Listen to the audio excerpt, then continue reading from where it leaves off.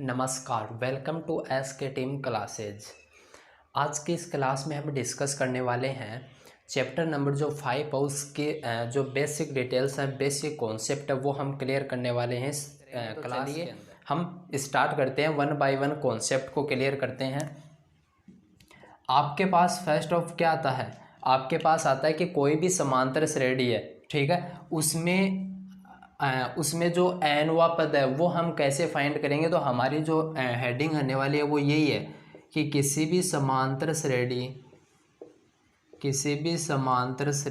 का एनवा पद हम कैसे फाइंड करेंगे, या जिसे हम क्या बोलते हैं, व्यापक पद भी बोला जाता है। क्या बोला जाता है? व्यापक पद भी इसी को ही बोला जाता है। यानी आपको क्वेश्चन में क्या बोलेगा कि या तो आप क्या कीजिए, उसका एनवा पद फाइंड कीजिए या फिर उसका व्यापक पद फाइंड कीजिए। तो किस प्रकार से करना आपको, मैंने आपको डिस्कस किया था कि कोई भी समांतर श्रेणी होती है, यानी हम एपी से इसको डिनोट करते हैं, तो उसका जो प्रथम पद है उसको ए से डिनोट किया जाता है।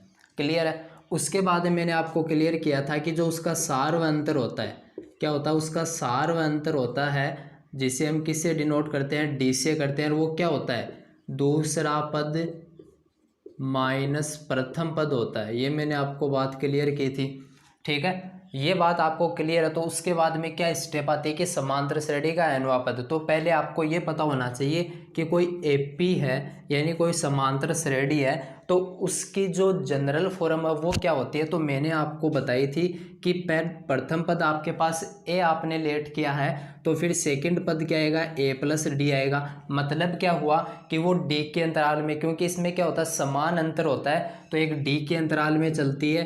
तो यहाँ पर आ जाता है 2D, यहाँ पर आ जाता है ए प्लस 3D। इसी प्रकार ये चलता रहता है और बीच में एक पद आता है जिसे हम किस प्रकार से लिखते हैं, ए प्लस, भाई यहाँ पर लास्ट का पद क्या आएगा, देखो लास्ट का पद आपके पास क्या आएगा, ए प्लस एन डी आएगा। क्या आएगा, ए प्लस एन डी आएगा, क्योंकि यहाँ पर देखो डी है, ए सेम का सेम चल रहा है और चेंज किस में हो रहा है, डी के जो इसका गुणांक है, यहाँ पर 1 है, यहाँ पर 2 है, यहाँ पर 3 है, 4 5 6, यानी ये कहाँ तक जा रहा है, एन तक जा रहा है। कहाँ तक जा रहा है, एन तक जा रहा है।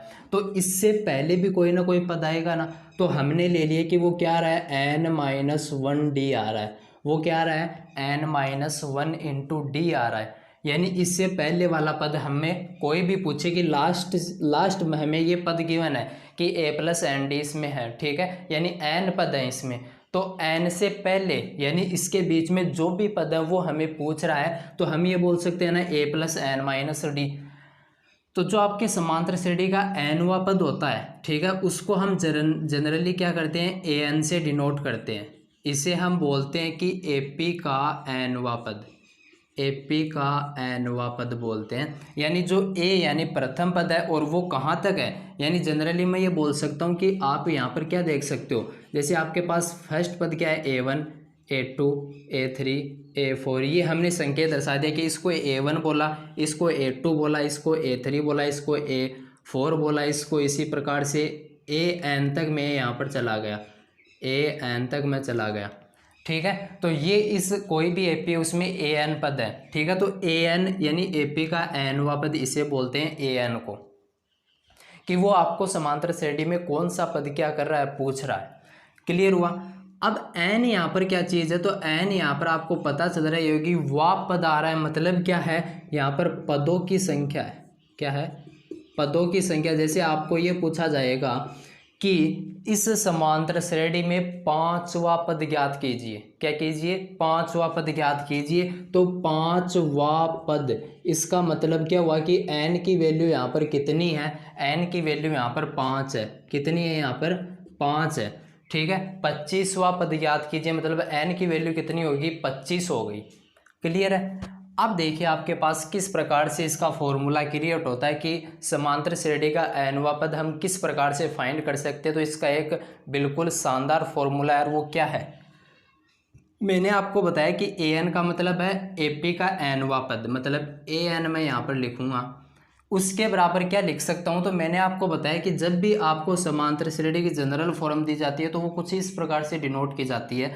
तो आप क्या करते हो, ये उसका मिड क्या होता है, मिड टर्म होता है, ठीक है। यानी इसका मतलब क्या हुआ कि आप, यदि आपको एन पता है, क्या पता है, यदि आपको n पता है तो आप क्या कर सकते हो, इस समांतर श्रेणी का nवां पद फाइंड कर सकते हो। nवां मतलब कोई सा भी, यदि आपको n पता है कि 5वां पद ज्ञात कीजिए तो n की वैल्यू 5 रख दो।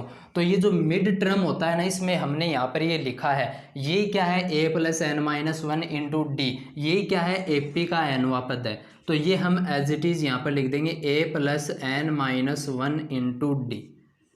ये आपके पास होता है किसी समांतर श्रेणी का nवां पद या उसका व्यापक पद ज्ञात करने का फॉर्मूला। क्या होता है, व्यापक पद ज्ञात करने का फॉर्मूला ये होता है आपके पास। क्लियर है?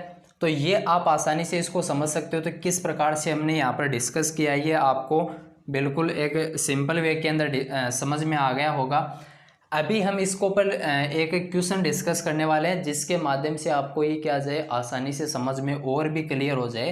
तो क्वेश्चन को ज़रा ध्यान से समझना, यहाँ पर हम एक एग्जाम्पल के थ्रू इसको समझने वाले हैं, तभी आपको ये कॉन्सेप्ट होता है। क्योंकि मैथ का रूल होता है ये, यदि आपको कोई फॉर्मूला क्लियर है, ठीक है, तो उस फॉर्मूला यदि आपने याद कर लिया, बट उस पर बेस यदि आपने प्रैक्टिस नहीं की है, यानी उस पर एग्जाम्पल, उस पर क्वेश्चन यदि आपने डिस्कस नहीं किए हैं, तो श्योर है वो फॉर्मूला तो आप याद रख पाओगे, लेकिन उस पर बेस जो क्वेश्चन है वो आप सोल्व जल्दी से नहीं कर पाओगे, ठीक है, और वो फॉर्मूला भी आप क्या हो जाओगे, भूल जाओगे। तो इसके लिए इसका शानदार तरीका क्या है कि इस पर ज़्यादा से ज़्यादा प्रैक्टिस करोगे तो आपको ये फॉर्मूला भी याद हो जाएगा, इस पर बेस कॉन्सेप्ट भी क्लियर हो जाएंगे। तो चलिए क्वेश्चन की ओर बढ़ते हैं।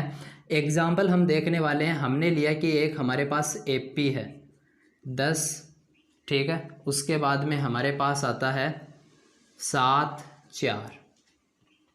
ये कोई हमारे पास AP है, इसी प्रकार से क्या हो रही है, चल रही है, ठीक है। यानी आपको यहाँ पर एक बात क्लियर हो रही है, क्योंकि ये क्या हो रहा है, संख्या कम हो रही है, मतलब आगे जो नंबर आएंगे वो नेगेटिव ज़रूर आएंगे, क्योंकि इसमें 4 आ गया, फिर 0 भी आएगा, ठीक है, फिर नेगेटिव भी चलते रहेंगे, मतलब ये एक AP है। अब आपको क्या बोल रहा है कि इस AP का 30वां पद व nवां पद ज्ञात करो, 30वां व nवां पद ज्ञात करो। दो चीज़ें आपको यहाँ पर पूछी हैं कि 30वां पद क्या होगा और nवां पद क्या होगा, वो आपको बताना है, वो आपको क्लियर करना है। तो देखिए किस प्रकार से इसका सॉल्यूशन करेंगे, समझना ध्यान से।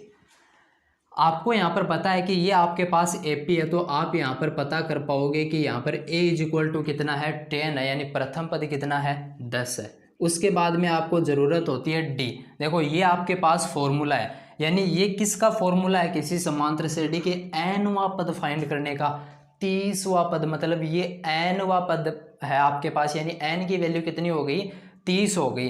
तो nवां पद फाइंड करना, तो उसका फॉर्मूला ये रहा। यहाँ आपको क्या चाहिए, a चाहिए, आपको D चाहिए, आपको n चाहिए। तो n यहाँ पर, D कितना, पहले ये देखो सेकंड माइनस फर्स्ट, तो कितना जाएगा, -3 यहाँ पर D आ रहा है, दूसरा पद माइनस प्रथम पद होता है ना, और n की वैल्यू यहाँ पर कितनी है, तो 30वां पद फाइंड करना है, एक बार nवां भी पद करना है, वो फिर चेक करते हैं। पहले हम कर रहे हैं 30वां पद फाइंड, यानी ये जो आपकी AP है इसमें 30वां पद, देखो फर्स्ट सेकंड थर्ड, ये तो थर्ड पद ही है इसमें, और उसके बाद में इसमें आगे 30वां पद भी आएगा, क्योंकि ये n पदों तक चलेगी, ठीक है, तो इसमें 30वां पद भी आएगा। वो कौन सा पद आएगा, वो हमें उठा कर लेके आना है, चेक करना है।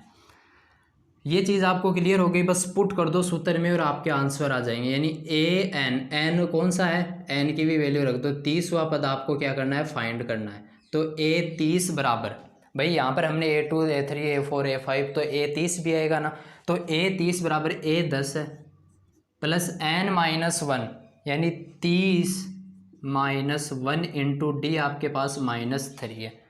क्लियर है? उसके बाद में क्या करोगे, 10, अब देखो 30 - 1 आपने किया तो 29 हुआ, इंटू माइनस क्या हो गया, 3 हो गया। इसको आपने मल्टीप्लाई किया तो आपके पास कितने आए, माइनस के कितने आएंगे बताओ, 29 को आपने 3 से मल्टीप्लाई किया तो आपके पास आएंगे -87। कितने आएंगे, -87 आएंगे। और फिर आपने क्या किया, 10 इसमें से माइनस किया तो आपके पास बचे 77। कितने बचे, माइनस के 77 आपके पास बचे, यानी ये आपका आंसर हो गया। यानी आपको ये पूछा था कि इसमें 30वां पद क्या होगा, तो 30वां पद आपके पास कितना आया है, माइनस का 77। यानी इस एपी में एक लास्ट में जाकर जो माइनस 77 आएगा वो क्या होगा, 30वां पद आपके पास होगा। अभी नेक्स्ट क्वेश्चन, ये एक क्वेश्चन सोल्व हो गया, इसमें 30वां पद, फिर क्या पूछ रहा है, वह nवां पद ज्ञात करो। nवां पद ज्ञात करना है, यानी यहाँ पर देखो, यहाँ पर समझना है इस बात को ध्यान से, उस nवां पद ज्ञात करना है, nवां, यानी n की वैल्यू यहाँ पर नहीं गिवन है, n को n ही रखना है। तो an is equal to, a की वैल्यू हमारे पास है 10 प्लस n-1, मतलब क्या हो गया 30-1 इंटू डी हो, सॉरी यहाँ पर 30 नहीं होगा क्योंकि n की तो वैल्यू हमारे पास है ही नहीं, ठीक है। n-1, डी की वैल्यू हमारे पास है -3, क्लियर है, यहाँ पर हमारे पास n की वैल्यू नहीं है।